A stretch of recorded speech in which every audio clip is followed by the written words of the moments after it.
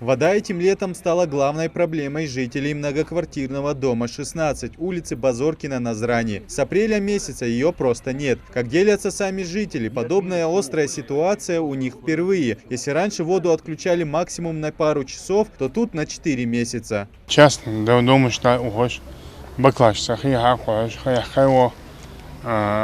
квартире, вахалды, вам тебе лучшие проблемы. Обращаться лет, духаться лет, неоднократно лет водоканал.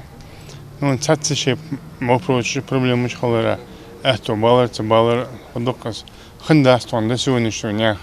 Адам Аздоев почти ежедневно до этого запасался порядка 100 литрами. Самое трудное еще и поднимать приходилось самому, лифта здесь нет. Но тяжелые времена закончились, вода снова идет.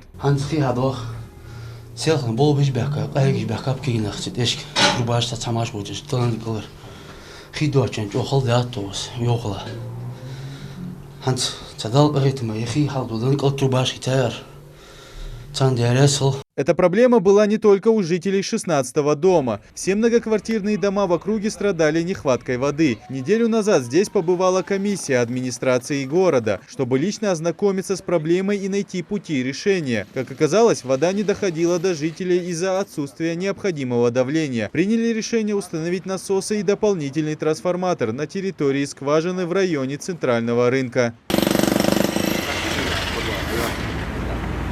Вода пошла, все вздохнули с облегчением, кроме жителей 16-го дома. У них проблема оказалась куда серьезней. Водопровод в самом здании пришел в негодность, утечка была в подвале, что затопило цокольный этаж.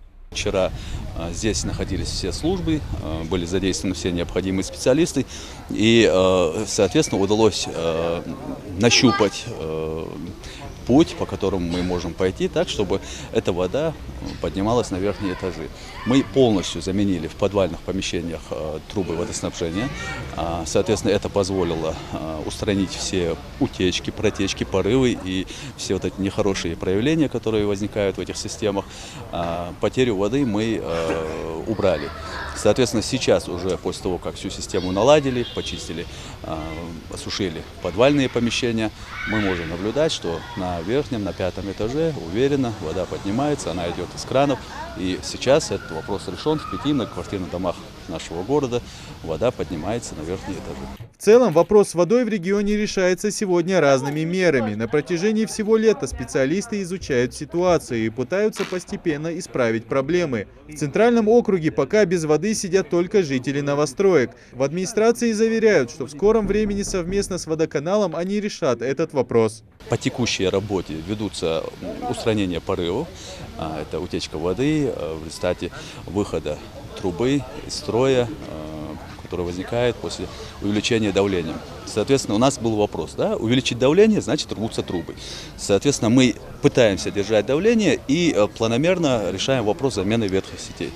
На перспективу у нас стоит вопрос Альтиевского водозабора. Это не вопрос нашего округа, но тем не менее относится к Назрани и в принципе к республике. Поэтому там будут проведены соответствующие работы, после чего у нас уже вопрос с обеспечением воды на территории, так называемым, за каналом, тоже будет решен.